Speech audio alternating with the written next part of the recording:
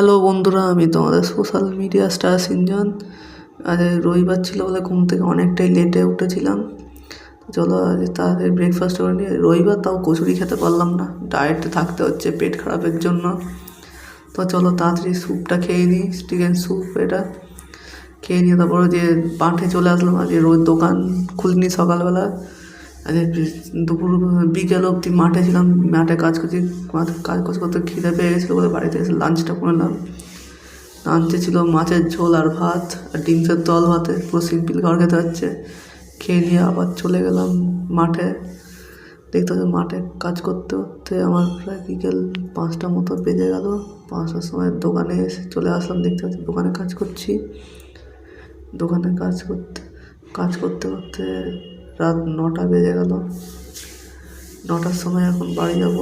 বাড়ি এসে এডিটিং করতে বসে পড়লাম। দেখতে পাচ্ছি আমি এডিটিং করছি।